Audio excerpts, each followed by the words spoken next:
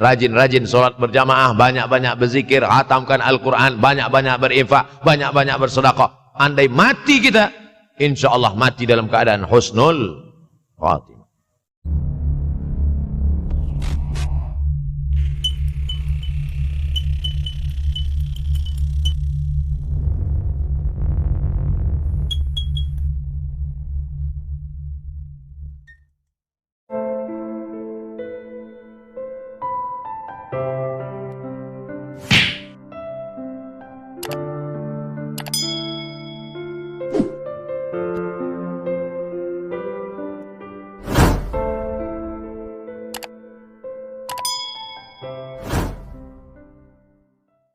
Maka yang pertama ini, jangan sampai kita kehilangan waktu, karena waktu kasaif, waktu ini seperti pedang. Illam taqta'hu qata'aka. Kalau tidak kau patahkan dia, kalau kau dapat pedang, patahkan. Sebab kalau tidak kau patahkan, dia yang akan memotong engkau, mematahkan tulang-tulang engkau. Waktu ini kalau tidak kita manfaatkan, kita akan ditanya tentang waktu, kemana saja waktu yang sudah kau pakai.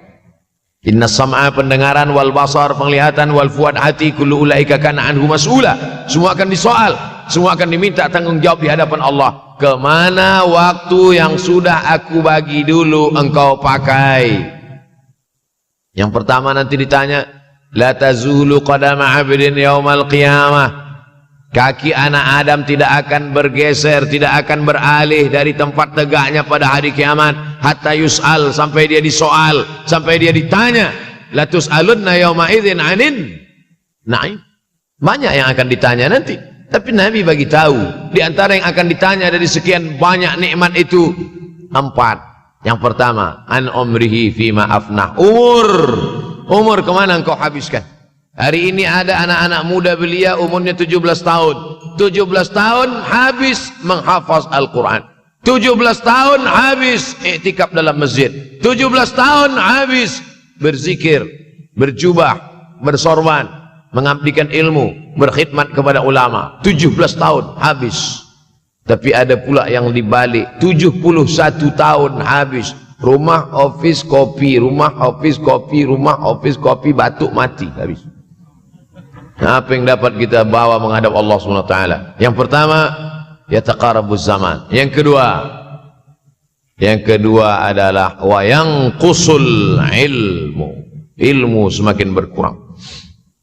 Kalau sudah ilmu berkurang, apa yang bertambah? Jahil. Kalau ilmu bertambah, jahil berkurang. Kalau ilmu berkurang, jahil bertambah. Mana ada orang jahil cakapnya didengar orang? Saya dulu awal-awal membaca hadis ini, wa yanqusul ilmu. Ilmu berkurang, jahil bertambah. Rasanya tak mungkin, tak logik, tak masuk akal. Mana ada orang tak berilmu cakap dia didengar? Sekarang baru saya faham. Dulu orang tak berilmu ditinggalkan orang. Sekarang orang tak berilmu, asal dia pandai berbicara, dia akan didengar orang. Bahkan orang jahil pula punya channel. Apa namanya? Jahil.com. Orang jahil punya channel. Banyak pula follower dia daripada follower kita. Banyak pula viewer dia daripada viewer kita. Sebab apa? Sebab yang menyaksikan tiada berilmu, yang berbicara tiada ilmu. Oleh sebab itu maka kita galakkan menuntut ilmu di majlis-majlis ilmu. Untuk apa Abdul Somad sudah berumur 43 tahun pun masih pergi juga lagi ke Sudan belajar? Apa yang nak dicari ini? Tak lain tak bukan, mudah-mudahan kita termasuk orang yang sampai akhir hidupnya mencari ilmu, insyaAllah. Saya datang kemari bukan niat mengajarkan ilmu. Saya datang ke Malaysia tetap niatnya belajar mencari ilmu. Man salaka tariqan, siapa yang melangkahkan kaki melalui suatu jalan, yaltamisu fihi ilman, siapa yang melalui suatu jalan niatnya untuk mencari ilmu, sahalallahu lahu bihi tariqan ilal jannah, dimudahkan Allah jalannya menuju surga. Innallaha la yantazi'ul ilma intiza'an. Innallaha la yanzi'ul ilma intiza'an. Allah kalau mencabut ilmu, bukan macam mencabut pokok kayu dari tanah. La yantazi'ul ilmu intiza'an. Allah tidak mencabut ilmu macam mencabut pokok kayu dari tanah hingga ke akarnya, tidak. Lalu bagaimana ilmu ini dicabut? Biqabdil ulama. Dengan matinya ulama, maka habislah ilmu. Meninggal Imam Syafi'i, berkurang ilmu. Meninggal Imam Nawawi, berkurang ilmu. Meninggal Imam Fulan, berkurang ilmu. Maka yang hadir adalah al-juhala. Yang lebih menakutkan lagi adalah al-juhala bi thawbil ulama. Orang jahil dengan pakaian ulama. Abdul Somad tidak mengatakan dirinya ulama. Saya selalunya membacakan ayat Quran, membacakan hadis Nabi, menyampaikan fatwa ulama. Tak pernah saya berceramah, bertausiah. Menurut saya, siapa saya? Siapa kita? Syafi'i manusia, saya manusia. Syafi'i boleh berfatwa, saya juga boleh berfatwa. Imam Syafi'i berfatwa, Al-Quran 30 juzuk dalam kepala dia. Kita juzuk 30 pun kadang-kadang hilang. Imam Syafi'i balik dari masjid ke rumah, dia tutup telinga. Datang orang bertanya, Syafi'i, iya, kenapa engkau tutup telinga? Sebab bila aku dengar dari masjid ke rumah, semua yang aku dengar masuk tu semua aku ingat. Aku takut dia ingat di dalam, maka aku tutup. Kita, yang saya sampaikan tadi pun tak ingat. Oh, Ustaz mengejek kami, enggak. Jangankan yang mendengarkan, yang bercakap pun tak ingat. Nasib baik datang orang Jepun mengingatkan kita. Nah, ini, nama dia Sony. Manusia ini lupa. Oleh sebab itu maka yang kedua, akhir zaman, wa yanqusul ilmu makin kurang. Maka bersyukur anak-anak yang dimasukkan ke rumah tahfiz. Kalau ada rumah tahfiz di kampung biasa, kalau ada rumah tahfiz di desa, dusun biasa, tapi ada tahfiz di tengah kota besar Kuala Lumpur, masih ada lagi rumah tahfiz Quran. Siapa yang mewakafkan rumah tahfiz? Siapa yang memberikan beras? Siapa yang memberikan duit? Siapa yang memberikan belanja? Siapa yang mengirimkan ustaz? Masya Allah, tabarakallah. Maka ini semua, mudah-mudahan kita istiqamah semuanya insyaAllah. Supaya apa? Supaya lahirlah anak-anak kita yang alim, berilmu. Karena ini makin banyak orang jahil. Al-tau bi ghairi ilmin, memberikan tazkirah, fatwa tanpa ilmu. Dhalla wa adalla, dhallu wa adallu, sesat, menyesatkan. Kalau setakat sesat saja, ini sudahlah sesat, menyesatkan. Na'udzubillah. Masuk yang ketiga. Yang ketiga adalah wa yanqusul ilmu, setelah habisnya ilmu ini semua dicabut oleh Allah Subhanahu wa taala. Lalu kemudian setelah ilmu dicabut Allah Subhanahu wa taala, wa yulqas syuh. Wa may yuqashuha, sin dengan hak kecil. Wa may yuqashuha nafsihi fa ulaika humul muflihun. Siapa yang selamat daripada sifat syuh, itulah orang yang beruntung. Hayya 'alal falah, mari kita menuju keberuntungan, kemenangan. Siapa orang yang menang? Selamat daripada sifat syuh. Ada orang menerjemahkan syuh ini pelit, bakhil. Bakhil ada yang lebih parah daripada bakhil. Syuh. Bakhil ini, bakhil tidak ingin memberikan uangnya untuk orang lain. Itu bakhil. Dia ada uang 10 ringgit. Uang itu hanya dia makan saja. Dia tak mau walaupun setengah sen kepada orang lain.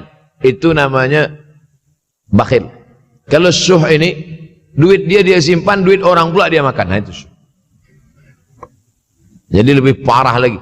Oleh sebab itu kalau sudah ilmu ini dicabut, orang menjadi jahil, maka datang penyakit syuh yang ketiga. Apa itu syuh? Hubbud dunya, hubbul mal, wa tuhibbul mala hubban jamma. Engkau sayang kepada harta, amat sangat sayang. Dia pegang semuanya sampai tak meleleh, tak menetes walaupun satu tetes. Akhirnya mereka inilah pendusta-pendusta agama. Ara'aital ladzi yukadzibu biddin. Tahukah kamu siapa itu yang mendustakan agama? Fadzalikal ladzi yad'ul yatim.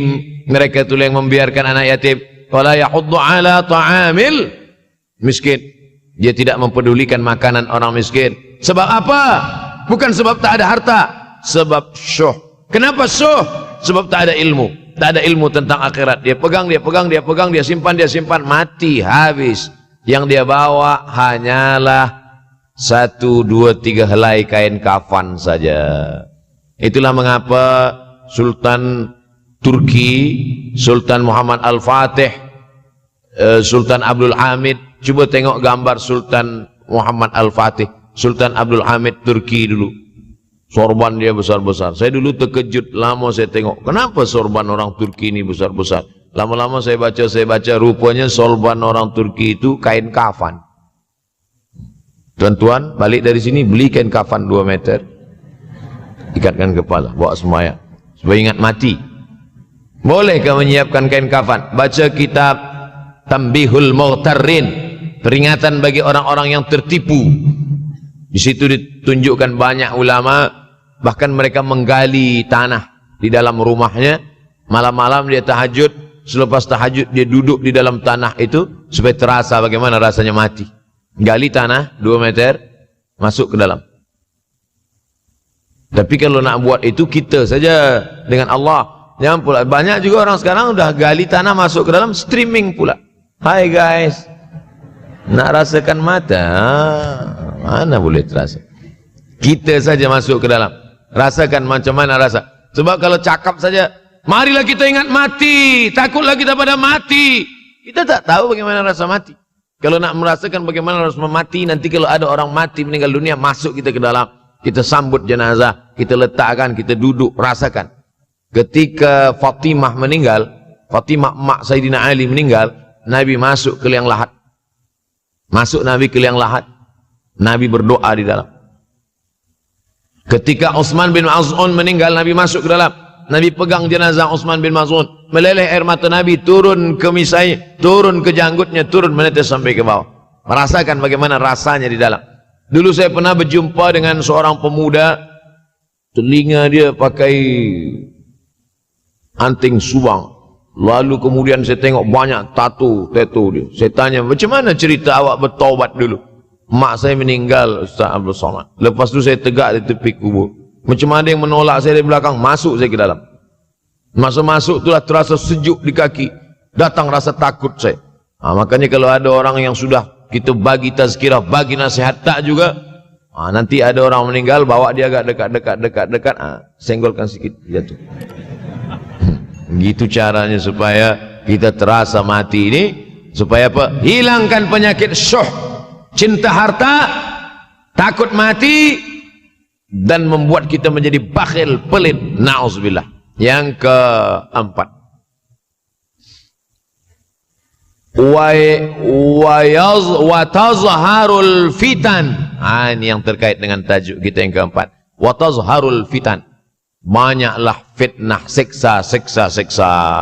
Dulu masa saya kelas 1 madrasah tahun 1990, berkumpullah kami bersama-sama dengan cikgu mengkaji masalah apa? Masalah Bosnia Herzegovina, mengamuk Slobodan Milosevic, menghancurkan umat Islam di Bosnia. Sampai ada yang meminta fatwa kepada Syekh Yusuf Al-Qardawi, bolehkah perempuan yang perempuan Bosnia yang dirogol tentara Serbia hamil, bolehkah dia menggugurkan anaknya? Kata Syekh Yusuf Qardawi, tak boleh. Maka dia biarkan saja anak itu lahir dan dia tidak dianggap berdosa karena ini sudah takdir Allah SWT. Bagaimana mereka dibunuh?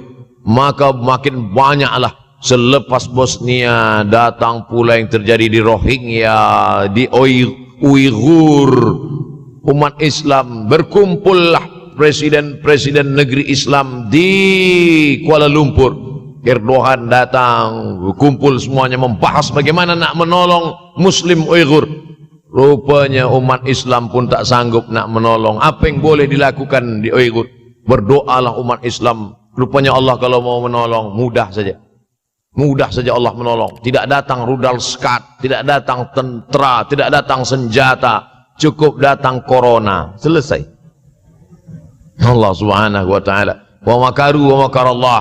Mereka membuat tipu daya, Allah balas dengan tipu daya yang lain. In tansurullah, kalau kau tolong, ittaqu da'watal mazlum, takutlah kamu terhadap doa orang-orang yang teraniaya. Fa innahu laisa bainahu wa bainallahi hijab, karena di antara dia dengan Allah tak ada hijab sama sekali. Wa yakthurul wa tazharul fitan, banyaklah fitnah. Yang terakhir, yang kelima, wa yakthurul haraj. Wa yakthurul haraj, banyak terjadi haraj, kata Nabi. Sahabat pun bertanya, ya Rasulullah, wa mal haraj? Apa haraj itu ya Rasulullah? Kata Nabi SAW, al-haraj al-qatlu. Nanti di akhir zaman itu akan banyak pembunuhan. Dulu pun banyak juga pembunuhan, tapi tak banyak sekarang. Pembunuhan di Palestina sampai sekarang tak berakhir. Pembunuhan Rohingya tak berakhir. Pembunuhan di Uighur, pembunuhan. Dulu imam-imam masjid, imam salat tarawih dulu di Masjidil Haram, Allahumma ansuril Islam wal muslimina fi Palestina. Dulu satu, selepas itu bertambah, Allahumma ansuril Islam wal muslimina fi Palestina wa Suriah. Selepas itu bertambah lagi, Allahumma ansuril Islam wal muslimina fi Palestina wa Suriah wal Yaman. Selepas itu bertambah wa Uighur wa, akhirnya wa fi kulli makan. Semakin bertambah. Oleh sebab itu maka ini di antara fitnah akhir zaman. Man lam yahtam bi amril muslimin falaysa minhum. Selepas kita kaji hadis ini, apa tujuan kita?